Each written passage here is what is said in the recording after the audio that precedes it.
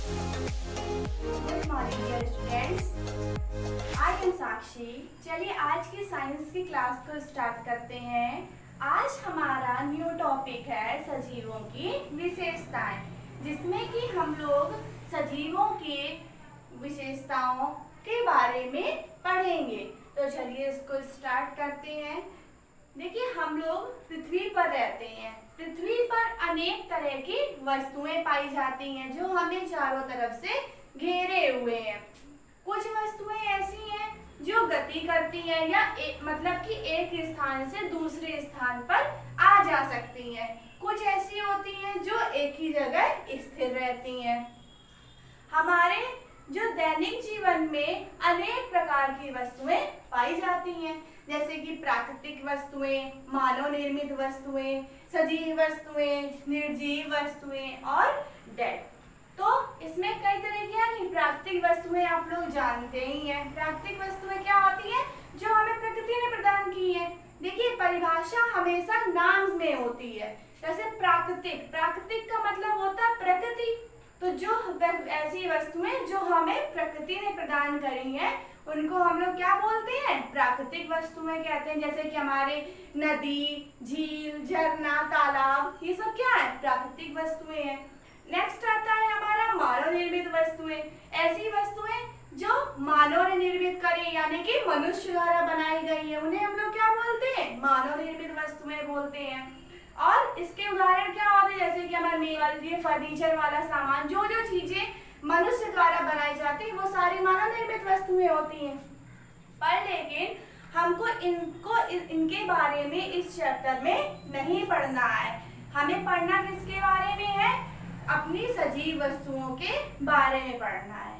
हमारे चारों तरफ जो वस्तुएं पाई जाती हैं, उनमें क्या होता है कि सजीव और निर्जीव और मृतक, तीन तरह की वस्तुएं पाई जाती हैं। वस्तुएं कितने प्रकार की होती हैं? वस्तुएं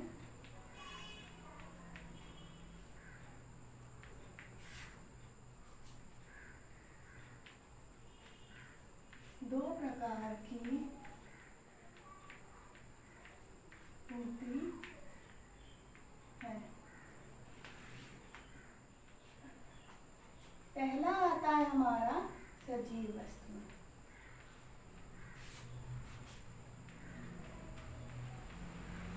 और दूसरा आता है हमारा निर्जीव वस्तुएं।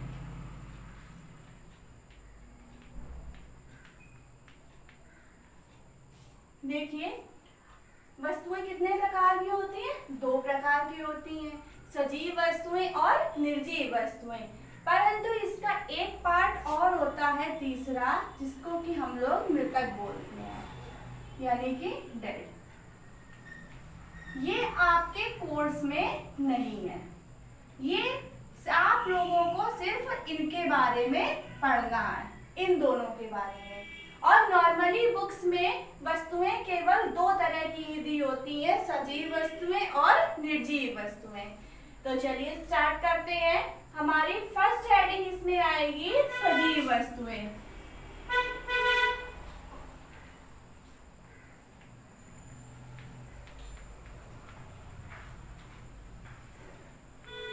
सजीव वस्तुएं, सजीव वस्तुएं क्या होती हैं?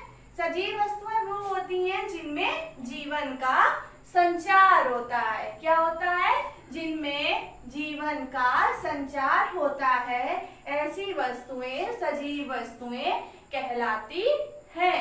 जैसे कि और इसकी एक और परिभाषा हमारी होती है इसमें कि ऐसी वस्तुएं जो श्वसन, वृद्धि, प्रजनन, उत्सर्जन आदि क्रियाएं करती हैं, ऐसी वस्तुएं सजीव वस्तुएं कहलाती हैं।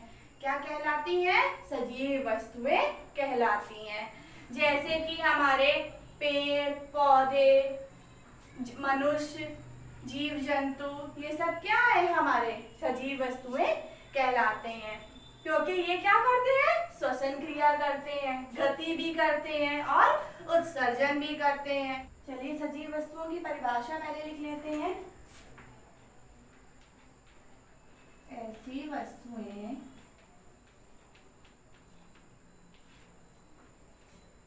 जिनमें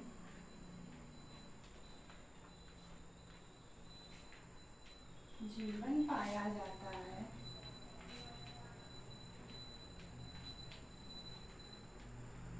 तथा पाया जाता है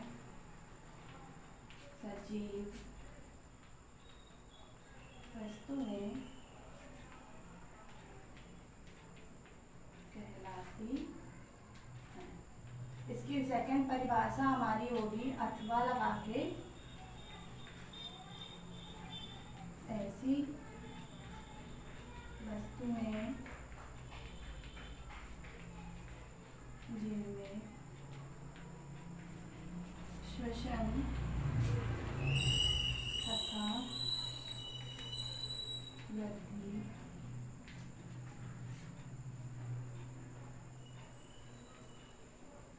आदि क्रियाएं होती हैं।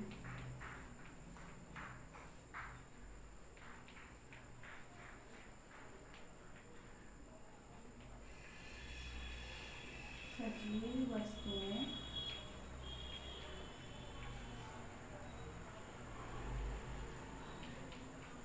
कहलाती हैं। चलिए इसके एग्जांपल्स देखेंगे। उदाहरण इसका होता है हमारा पेड़ पौधे,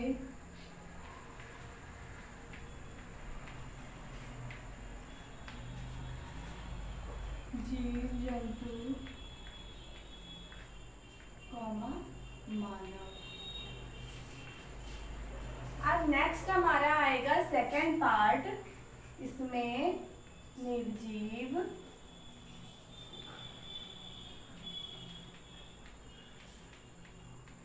वस्तुएं। निर्जीव वस्तुएं क्या होती हैं? निर्जीव वस्तुएं क्या होंगी? जिनमें जीवन नहीं पाया जाता है, वो निर्जीव वस्तुएं होती हैं। ऐसी वस्तुएं जिनमें जीवन का संचार नहीं होता है, अर्थात जीवन नहीं पाया जाता है, उसे हम लोग निर्जीव वस्तुएं कहते हैं। ऐसी वस्तुएं जो गति नहीं करती हैं जब तक उन पर बाहरी बल ना लगाया जाए, ऐसी वस्तुओं को हम लोग कौन सी वस्तुएं बोलते हैं?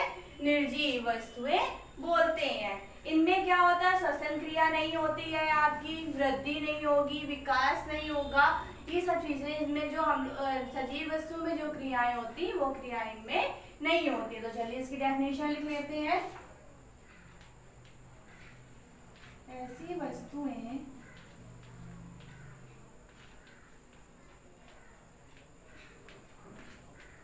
जिनमें जीवन नहीं पाया जाता है,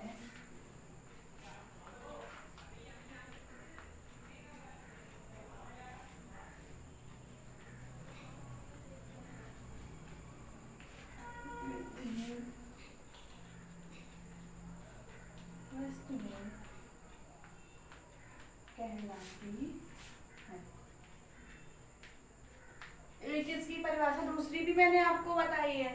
अब हमारी नेक्स्ट हेडिंग इसमें आती है मृतक।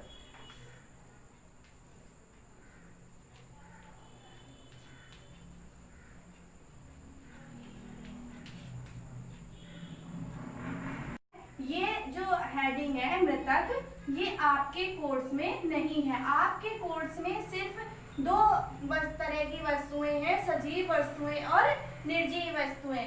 पर लेकिन मैं आपको ये भी बता देती हूँ क्या होता है, ये नॉलेज के लिए है।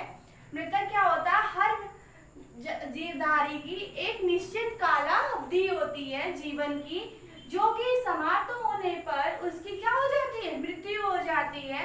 तो मृत्यु हो जाने के पश्चात जो उसका शरीर होता है उसे हम लोग क्या बोलते हैं? मृतक बोलते हैं। क्या बोलते हैं? मृतक बोलते हैं। मृत्यु हो जाने के बाद जो मनुष्य होता है वो क्या करता है? प्रत्येक जीवधारी के शरीर का अवशेषों का किसी न किसी तरह से उपयोग करता है। जैसे चमड़ा जो होता है वो पशुओं की खाल से बनाया जाता है। और जैसे कि हमारे लकड़ी जो होती है वो हमें पेड़ों के तने से प्राप्त होती है। इस तरह से मनुष्य क्या करता है, अवशेषों से कोई ना कोई चीज बना लेता है, इसलिए ये जो हमारा क्या हो गया, हमारा मृतक हो गया। अब हम पढ़ेंगे, हमारा टॉपिक क्या है, सजीवों की विशेषताएं। तो चलिए अपनी विशेषताओं पर आप, पहली हेडिंग इसमें हमारी आएगी श्वसन क्रिया। श्वसन यानी कि सजीव सांस लेती है।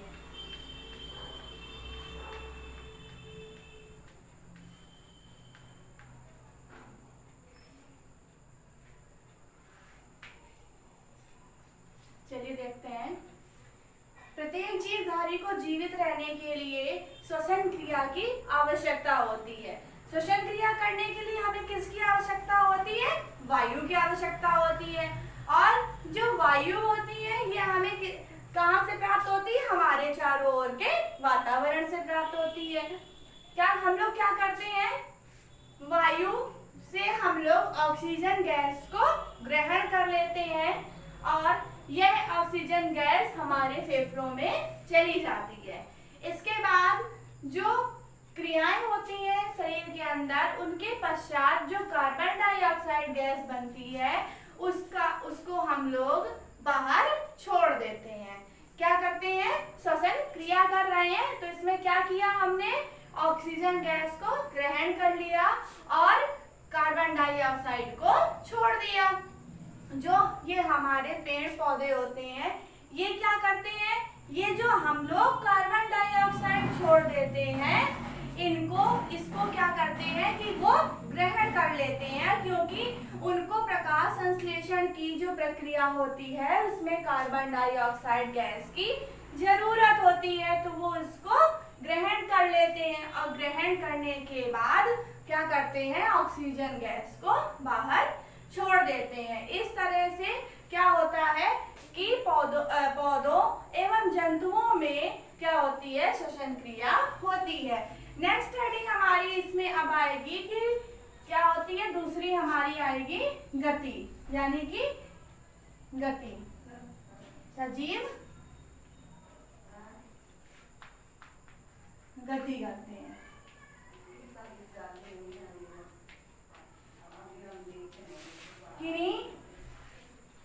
देखिए ये दोनों हेडिंग्स मैं इसलिए लिख रही हूँ क्योंकि किसी बुक में गति हेडिंग पड़ी होती है, किसी में इस तरह से हेडिंग पड़ी होती है, सजीव गति करते हैं, तो इसलिए इस तरह से मैं दोनों हेडिंग लिख दे रही हूँ आपके में। चलिए स्टार्ट करते हैं। गति क्या होती है, जो सजीव होते हैं वो अपनी आवश्यकता अनुसार गति करते हैं। जो मनुष्य होता है वो एक स्थान से दूसरे स्थान पर जाकर क्या करता है, गति करता है। जीव जंतु भी एक स्थान से दूसरे स्थान पर जाकर गति करते हैं, पर लेकिन जो पेड़ पौधे होते हैं वो भी गति करते हैं। कैसे करते हैं ये भी हम लोग आज देखते हैं। जैसे कि हमारा छुई मुई का पौधा होता है, छुई मुई के पौधे को जैसे ही हम लोग टच करते हैं तो टच करने पे क्या होता है, जो उसकी सारी पंखुड़ियां होती हैं वो आपस में मुरझा से जाती, यानी कि बंद हो जाती हैं एक तरह से।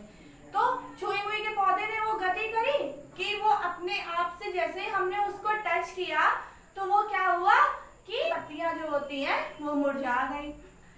सूरजमुखी का जो फूल होता है वो सूर्य जिस दिशा में सूर्य की तरफ घूम जाता है। कि कुछ फूल ऐसे होते हैं जो सूर्य के निकलने पर खिल जाते हैं, तो ये भी तो एक तरह से गति होती है पौधों में। तो इसलिए इस तरह की गति कौन प्रदर्शित करते हैं, पौधे प्रदर्शित करते हैं। और मनुष्य और जीव जंतु तो वैसे भी एक स्थान से दूसरे स्थान पर जाकर गति करते हैं। अब हमारी थर्ड हेडिंग इसमें आएगी वृद्धि।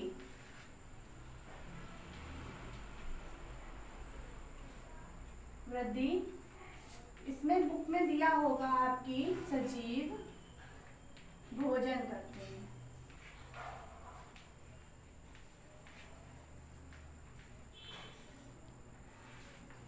तो चलिए स्टार्ट करते हैं। वृद्धि, देखिए सभी सजीवों को जीवित रहने के लिए ऊर्जा की आवश्यकता होती है, और ऊर्जा हमें किससे मिलती है, भोजन से प्राप्त होती है। तो जो भोजन होता है उसको जब हम ग्रहण करते हैं तो उसी से तो हमारे शरीर की वृद्धि और विकास होता है।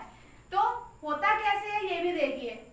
भोजन ग्रहण करने के पश्चात हमारे शरीर में जो सेल्स होती हैं उनकी क्या होती है, संख्या बढ़ जाती है।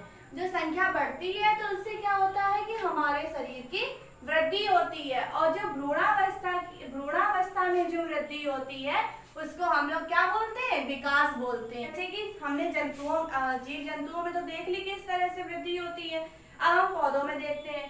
पौधे क्या करते हैं, अपना भोजन कैसे बनाते हैं। पौधे अपना भोजन जल, सूर्य का प्रकाश, कार्बन डाइऑक्साइड की उपस्थिति में क्लोरोफिल की सहायता से अपना भोजन बनाते हैं, जिसे कि इस क्रिया को हम लोग क्या बोलते हैं, प्रकाश संश्लेषण यानी कि फोटोसिंथेसिस की रिएक्शन भी बोलते हैं। या तो क्या होता है, पौधे अपना भोजन तो स्वयं बना लेते हैं और जो जीव जंतु होते हैं वो क्या करते हैं, वो अपने भोजन के लिए पेड़ पौधों पर निर्भर रहते हैं। जो ऐसे जंतु जो पेड़ पौधों पर निर्भर रहते हैं उन्हें हम लोग कौन से जंतु बोलते हैं, शाकाहारी जंतु बोलते हैं। जैसे कि हमारे गाय, भैंस, बकरी आदि। अब हम लोग नेक्स्ट वीडियो में